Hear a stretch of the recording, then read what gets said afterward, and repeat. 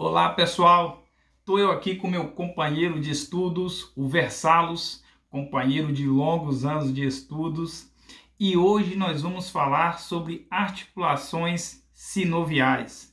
Mas para entendermos, para compreendermos melhor as articulações, é preciso nós relembrarmos ou aprendermos sobre planos e eixos do corpo humano. Pois bem, os planos anatômicos ou planos de secção, são linhas imaginárias que nos permitem uma localização mais precisa de um órgão ou de uma região do corpo humano, fonte ou objeto do nosso estudo. Quando estamos estudando alguma região do corpo, nós temos uma localização precisa quando nós traçamos essas linhas imaginárias partindo sempre da posição anatômica.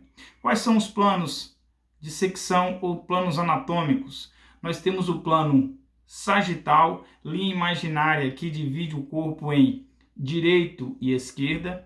Nós temos o plano coronal, que divide o corpo em anterior e posterior. E nós temos ainda o plano transversal ou axial, linha imaginária que divide o corpo em superior e inferior. Conhecendo já os planos do corpo humano, é preciso a gente entender que quando nós estamos falando de movimento, esse estudo dos movimentos ele fica melhor observado quando nós aprendemos os eixos do corpo humano, que são linhas imaginárias que atravessam o corpo humano, nos possibilitando um estudo mais preciso sobre um determinado movimento. Pois bem, quais são os eixos que atravessam o corpo humano? Nós temos 3 eixos, assim como os planos. Nós temos o eixo antero-posterior, linha imaginária que atravessa o corpo em anterior em direção a posterior ou vice-versa. Esse eixo antero-posterior, ele nos permite movimentos apenas laterais ou movimentos de abdução e adução. São os movimentos que o eixo antero-posterior nos permite. Nós temos ainda o eixo lateral, que é uma linha imaginária que atravessa o corpo humano de direita para a esquerda ou da esquerda para a direita, não faz diferença. Esse eixo lateral, ele nos permite somente movimentos de flexão e movimentos de extensão. Nós temos ainda o eixo longitudinal, linha imaginária que atravessa o corpo humano de superior para inferior ou de inferior para superior, não faz diferença. Esse eixo, ele nos permite movimentos de rotação, seja rotação lateral, seja rotação medial, mas o eixo longitudinal só nos permite esse movimento de rotação. Pois bem, já sabendo sobre os planos e eixos anatômicos, vamos falar sobre as articulações. As articulações, nós temos 2 formas de classificá-las. Existem 2 formas de classificarmos todas as articulações. Nós podemos classificá-las de acordo com o movimento que elas fazem, ou nós podemos ainda classificar as articulações de acordo com o tecido que formam essas articulações. Vamos a elas. Classificação de acordo com o movimento. Nós podemos ter articulações que não têm movimento nenhum, que o termo técnico correto é articulações sinartroses. Nós temos articulações que têm movimentos, mas movimentos limitados. Essas articulações são chamadas de anfiartroses. Nós temos ainda articulações que têm uma amplitude de movimento, têm amplos movimentos. Essas articulações são chamadas de diartroses. Mas, como eu falei, existem 2 formas de classificarmos as articulações. A outra forma é de acordo com o tecido que forma essas articulações. Vamos a eles. Articulações fibrosas, quando o tecido que une, que junta os 2 ossos daquela articulação, é um tecido fibroso. As articulações podem ser fibrosas, mas podem também ser cartilaginosas, quando o principal tecido que une essas articulações é o tecido cartilaginoso. E nós temos ainda articulações sinoviais, onde o líquido sinovial está abundantemente presente nessas articulações. Sendo assim, nós podemos classificar as articulações de acordo com o movimento em sinartroses, sem movimento nenhum, em anfiartroses, com movimentos, mas com movimentos limitados, e diartroses, com amplitude de movimentos. De acordo com o tecido que forma essas articulações, nós podemos classificá-las em articulações fibrosas, cartilaginosas e diartrosas. O interessante é que essas duas formas de classificarmos, elas se entrelaçam, e assim nós podemos dizer que toda sinartrose, ou seja, articulação sem movimento, é sempre uma articulação fibrosa.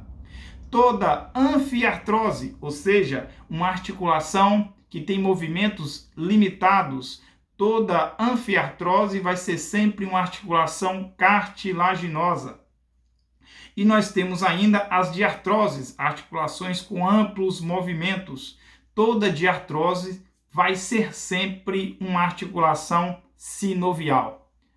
Partindo desse conhecimento, vamos observar o seguinte: as articulações fibrosas não têm movimento nenhum. As articulações cartilaginosas têm movimentos, mas têm movimentos limitados. Exemplo comum de articulação cartilaginosa: articulação entre as vértebras. Entre uma vértebra e outra tem um disco amortecedor. Esse disco ele é cartilaginoso. E aí nós dizemos que a articulação intervertebral é uma articulação cartilaginosa. Mas como as fibrosas não têm movimentos, as cartilaginosas têm movimentos, mas têm movimentos limitados. Nossa fonte de estudos mesmo vai ser as articulações sinoviais, porque estas têm uma amplitude de movimentos. Vamos a elas. Articulações sinoviais. Nós temos 3 formas de classificarmos as articulações sinoviais. Nós temos as articulações sinoviais monoaxial, monoaxial. O que é isso? Só faz movimento em apenas um eixo. Nós temos articulações sinoviais biaxial. Bi por quê? Porque faz movimentos em 2 eixos. Bi. O Botafogo é bicampeão brasileiro, por isso ele tem 2 títulos brasileiros.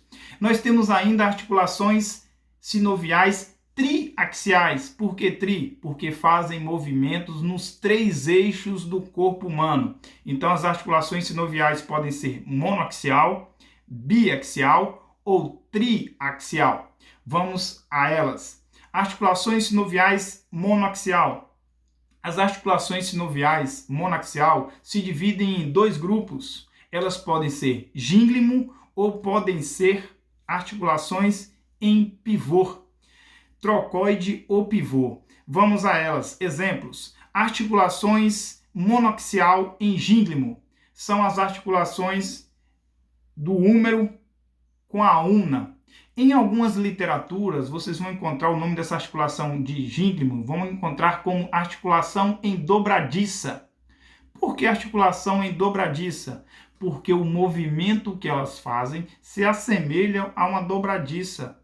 Dobradiça mesmo essa que tem na porta da sua casa.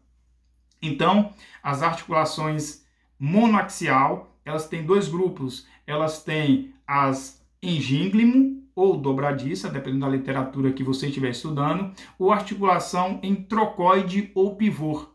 Exemplo de gínglimo entre o húmero e a ulna. O exemplo da articulação em trocoide ou pivô está nessa mesma região do cotovelo. É a articulação entre o rádio e a ulna proximal. Nós temos ainda um outro tipo de articulação sinovial, que é a biaxial, ou seja, essa articulação faz movimentos em 2 eixos. Por isso que foi tão importante estudarmos primeiramente sobre planos e eixos do corpo humano. Então vamos lá, articulações sinoviais biaxial. Nós temos também 2 tipos de articulação sinovial biaxial. Nós temos a condilar, que o próprio nome já diz, é uma articulação biaxial, onde o elemento que articula é côndilo. Côndilo é um acidente ósseo muito comum presente na parte dos ossos onde eles se articulam. Então as articulações sinoviais, biaxial, em côndilo. Um exemplo, o exemplo mais conhecido do corpo humano, articulação ATM. O que é isso? Articulação temporomandibular. É um exemplo de articulação sinovial biaxial, porque ela faz movimentos em dois eixos. Nós temos ainda um outro tipo de articulação sinovial biaxial, a articulação celar. Por que celar? Porque o elemento articular, o formato dessa articulação é um formato de cela. E aí nós temos a articulação monoaxial celar. O exemplo dessa articulação é encontrada aqui no pulso, também chamado de punho, entre o rádio e os ossos do carpo. Nós temos um exemplo de articulação celar. Em algumas literaturas, esta articulação ela recebe o nome de elipsoide. É a mesma coisa, é o mesmo tipo de articulação, só muda de acordo com a literatura que você estiver estudando. É uma articulação também entre o primeiro metacarpo e o osso do carpo, também é um exemplo de articulação biaxial, articulação sinovial biaxial. E o último exemplo de articulação sinovial é a articulação sinovial triaxial, ou seja, faz movimentos em três eixos, nos três eixos do corpo humano.